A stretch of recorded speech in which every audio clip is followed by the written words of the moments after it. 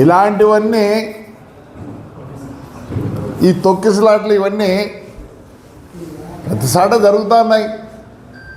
ఎంతమంది పోలీసు ఉన్నా, ఎంత పకడ్బందీగా ఉన్నా కానీ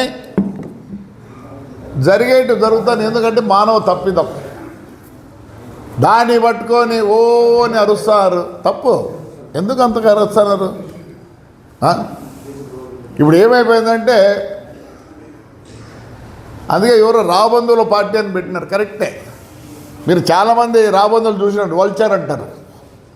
మా చిన్నప్పుడు ఎక్కడ ఏదైనా చనిపోయినా ఇమీడియట్గా వాళ్ళేటివి ఎక్కడి నుంచి వచ్చాడు మాకే తెలియదు. అలా అయిపోయింది వీళ్ళ పరిస్థితి. నాకు ఇంకోటి అర్థం కాలేదు. జగన్మోహన్ రెడ్డి గారు ఆయన పవర్లో ఉన్నప్పుడు చెట్లన్నీ నరికి చీరలు కట్టుకొని ఇది కాదుక్కు ఆ 5 years అట్లా గడిపినాడు.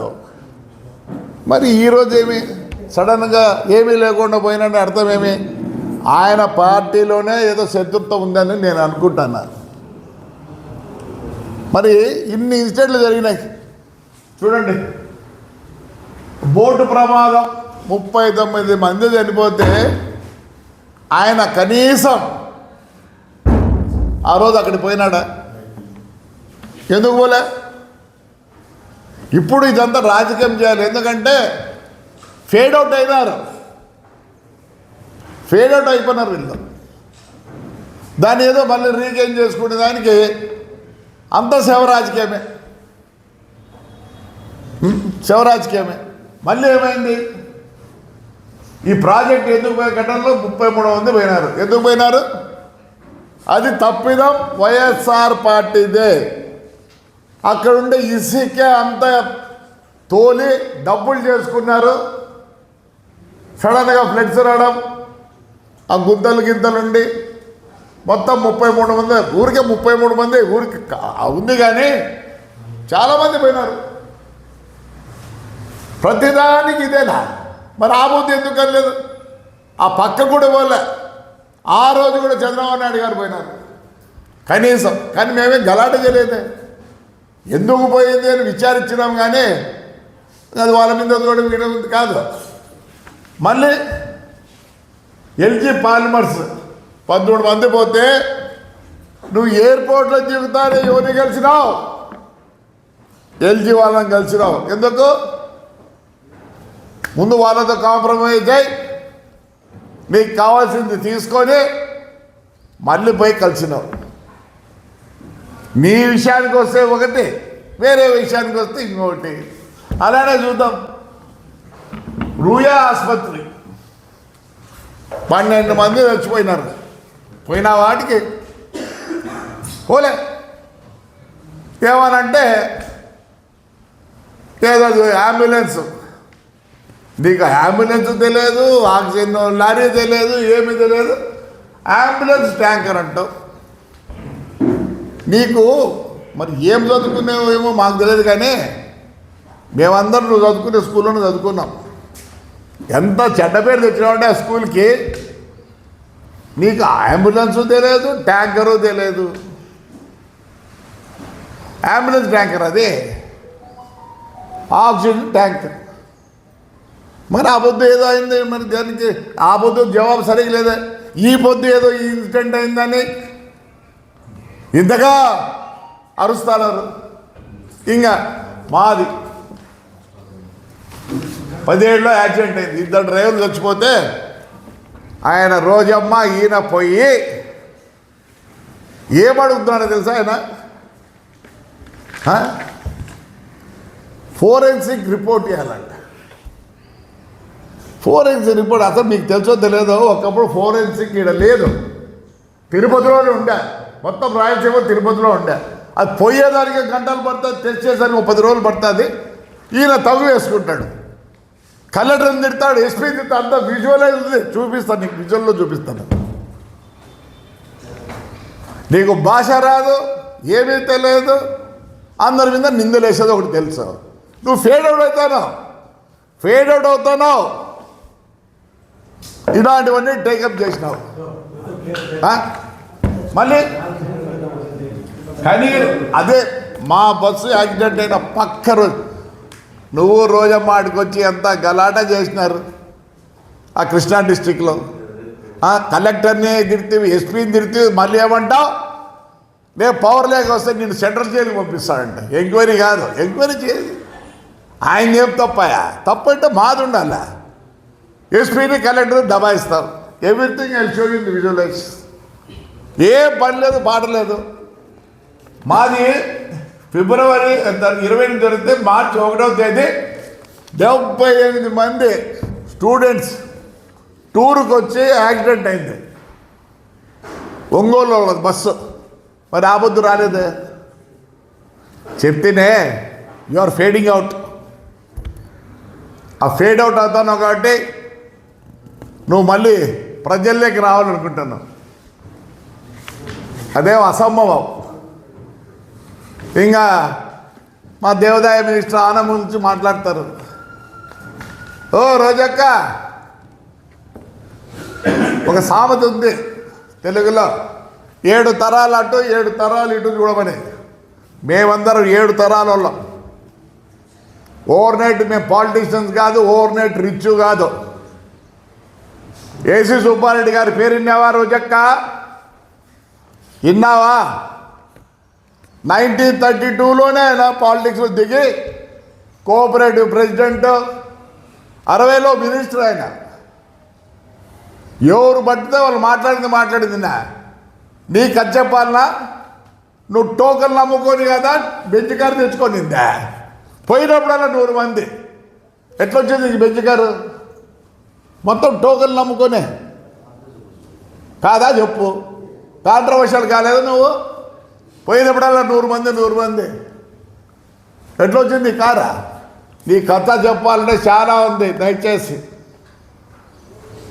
బౌన్స్ కేసులు అనంతపురంలోనే, ఏడా కాదు ఈ కోర్టులోనే.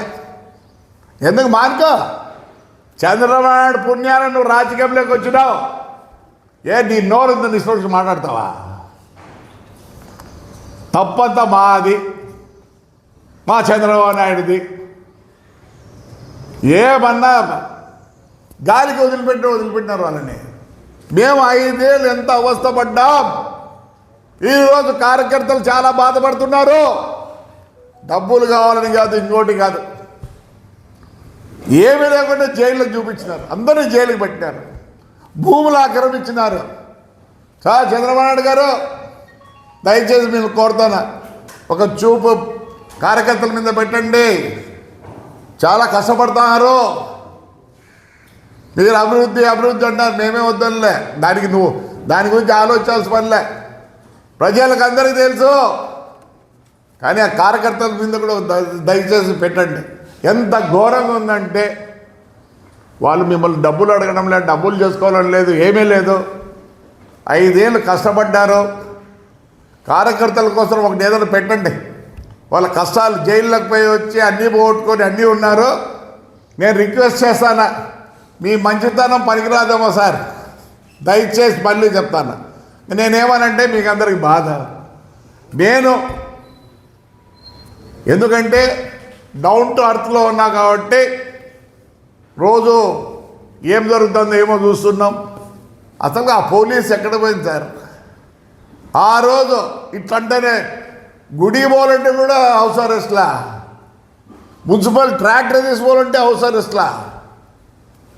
దయచేసి కార్యకర్తలను కొద్దిగా ఎంకరేజ్ చేయండి. వాళ్ళకి డబ్బులు వద్దు, ఇసుక వద్దు, మట్టి వద్దు, ఏమొద్దు. వాళ్ళు పడిన బాధలకి రోంత మనం చూపించాలి సార్. లేకపోతే చాలా బాధాకరంగా ఉన్నారు కార్యకర్తలు. వాళ్ళు ఏమి కోరడంలే, వాళ్ళని ఫస్ట్ కష్టము కొద్దిగా చూడండి దయచేసి. మా ఊర్లోనే మొత్తం కేసులు 890 కేసులు ఉన్నాయి. ఇంతవరకు దానికి పట్టించుకునే వాళ్ళు లేరు. అసలు ఈ పోలీసును చూస్తుంటే, ఆ పోలీసుని ఈ పోలీసుని చూస్తుంటే బాధాకరంగా ఉంది. ఎవరు చెప్పరు మీకు? నాకు తెలుసు కాబట్టి చెప్తాను. అందరికీ తెలుసు, బయటికి చెప్పలేరు. నాకు కావాల్సింది మీరు బాగుండాలని కోరుకుంటా. ప్రతిసారి నాకు ఆ పదవి వద్దు, ఏమి వద్దు. నేను ఇట్లే ఉంటాను, పార్టీ కోసం పనిచేస్తా. దయతలిసి కార్యకర్తలని దానికి ఏదైనా ఒక వింగ్ మాదిరి పెట్టి వాళ్ళ బాధలను తీరవండి. ఎవరు డబ్బులు కావాలని కోరుకోవడంలే. చాలా కష్టపడ్డాం, బయటికి రాలేని పరిస్థితులు మాకున్నాయి. మీరు ఇవన్నీ తీర్చాల్సి వస్తుంది. రోజమ్మా, ఏం ఆనవన్లు చాలా తక్కువ వేసుకుంటారా నువ్వు? 30 నుంచే వాళ్ళు రాజకీయంలో ఉన్నారు. నన్ను అడిగితే కొన్ని ఫ్యామిలీస్ ఉన్నాయి, పాత ఫ్యామిలీస్. వాళ్ళలో వీళ్ళొకరు. నెల్లూరులో మున్సిపల్ చైర్మన్ కూడా వాళ్ళే, బిఫోర్ ఇండిపెండెన్స్. ఎవరి గురించి వాళ్ళ గురించి మాట్లాడద్దు. నువ్వు తైతక్కలాడుకుంటా ఇప్పుడు వచ్చిన రాజకీయంలోకి మానుకో. ఇష్టమైనట్టు మాట్లాడుతాను అందరినీ, ఈతలో మాట్లాడలేక కాదు. ఎందుకు నోరు అదుపులో పెట్టుకో. ఏమనుకుంటున్నావు నువ్వు? ప్రతిదానికి అని వస్తాను. నన్ను అడిగితే కార్యకర్తలారా, వీళ్ళని బయటికి రానియకూడదు, బయటికి రానియకూడదు. మీరు కూడా అందరూ ఏదో ఊరుకున్నారు. లేదు, మనం 5 ఏళ్ళకు కూడా మాట్లాడలేని పరిస్థితి, ఎలక్షన్లో నిలబడలేని పరిస్థితి. పెద్దోళ్ళు ఎట్లనే ఉన్నాయి, మనం కొద్దిగా విద్యుపరచాల్సిందే. అంటే అసలు అర్థమయ్యాలి. అంతకుముందు ఎప్పుడు జగన్మోహన్ రెడ్డి బర్త్డే అట్లా జరగాలి, ఈసారి జరిగినాయి, ప్రతి పల్లెల్లో జరిగినాయి. ఆడిపోయింది పోలీసు. ఆ పొద్దు మేము చంద్రబాబు నాయుడికి దండ వేయాలంటే కూడా వేయలేని పరిస్థితి. లోకేష్ యాత్ర స్టార్ట్ చేసినప్పుడు ఎన్ని కష్టాలు పెట్టారో మర్చిపోయినారా? డీజేలు లేవు, మైకులు లేవు. ఇలాంటి పరిస్థితుల్లో మరి ఎందుకు ఇంత సున్నితంగా ఉన్నారో మాకు తెలియడంలే. ఎక్కడ ఏం జరిగిందో మాకు తెలియడంలే. చాలా బాధాకరంగా ఉంది. ఎందుకు మాట్లాడిస్తున్నారు వీళ్ళని? ఎందుకు మాట్లాడిస్తున్నారు? ఓ పని చేయండి, రోజమ్మ బెంచ్ కారు తెచ్చుకోండి, టోకన్లు అమ్మే. కావాలంటే ఎంక్వైరీ పెట్టండి, తెలుస్తుంది. ఎప్పుడు పోయినా 100 మంది 100 మందే. ఏమో సొంతం అనుకుందేమో. ఈ పొద్దు ఏదో నరుస్తుంది. మళ్ళీ ఏదో చెప్తున్నారు మన ప్యాకెట్లు ఇచ్చేదానని. చనిపోయినప్పుడు మేము కూడా పోయి ప్యాకెట్లు ఇస్తారు, కానీ ఎప్పుడు గవర్నమెంట్ మీద అగ్నెస్ట్ చెప్పని కాదు, సానుభూతితో రేపు వాళ్ళ కష్టం ఉంటుందని చెప్పి ఇచ్చిన రోజులు ఉన్నాయి. కానీ చంద్రబాబు నాయుడు కానీ మేము కానీ మీ మాదిరి ఇచ్చి ఇష్టం వచ్చిన మాట్లాడిస్తారు. కష్టం ఉంటుంది, ఎవరికైనా కష్టం ఉంటుంది. చనిపోయినప్పుడు కష్టం ఉంటుంది, ఎందుకు ఉండదు? బాధ ఎవరినో ఒకరి మీద నిందేస్తుంటాం. కానీ దీన్ని ఎంక్వైరీ చేస్తే మీకు తెలుస్తుంది. ముందు ఏం జరిగిందని ఊరికి ఎవరు మాట్లాడడంలే. ఎవరో ఒక స్పృహ వచ్చి తడిపోయింది. మరి ఆయమ్మని సేవ్ చేసుకునే దానికి ఆ గేట్లు తీసినారు. గేట్లు తీస్తే ఏమైంది? అందరు దూరినారు. అంతేగాని దీన్ని ఎవరి మీద నింద మోపొద్దండి. ఏం చేస్తాడు ఆయన? చైర్మన్ గారు ఏం చేస్తారు? ఈఓ గారు ఏం చేస్తారు? చైర్మన్ ఎక్కడ ఉంటాడు? క్యూ లైన్ చూస్తుంటాడా? కాదు కదా. దానికి ఆ పోలీసు వాళ్ళు వీళ్ళు ఉంటారు. మరి అందుకే కదా తప్పు చేసిన వాళ్ళు సస్పెండ్ ఇవన్నీ చేసినారు, ఇమీడియట్గా యాక్షన్ తీసుకున్నారు. రోజమ్మా తగ్గించుకో. ఇదేం డ్రామా కాదు, డ్రామా కంపెనీ కాదు, రాజకీయం. మీ నోరు వచ్చినట్లు అందరినీ అనర్థం. అంతకుముందు ఏడుతుంది మీ పెద్దిరెడ్డి అన్న నీకు అగ్నెస్ట్గా ఉన్నాడని. చాలు ఇంక మానుకో దయచేసి. సార్ క్లిప్పింగ్స్ ఇస్తాం, ఒకసారి క్లిప్పింగ్స్ చూడండి దయచేసి. చెప్తానా, మన పెద్దోళ్ళు వద్దంటారు. ఎందుకంటే ఆయన సున్నితమైన మనసు, మంచి ఇది. మనం ఇట్లా ఉండకూడదు. No question of YSR coming out from their houses. ఏవి కాదు. అంతకుముందు జైలు పోయినా మళ్ళీ ఇప్పుడు జైలు పోదాం. ఏంటి ఇలా భాష గీష ఇవన్నీ ప్రతి దానికి అదే రాబందువులు అంటారు. ఈనాడు రాబందువులు కూడా లేవు దేశంలో, వీళ్ళే మనకు రాబందువులు అయినారు. దయచేసి కార్యకర్తలారా ముందుకు రండి. అప్పుడు జైలు చూద్దాం, మళ్ళీ పార్టీ కోసం చంద్రబాబు నాయుడు కోసం మళ్ళీ జైలు చూద్దాం మనం. రైట్ అమ్మా, థ్యాంక్ యూ.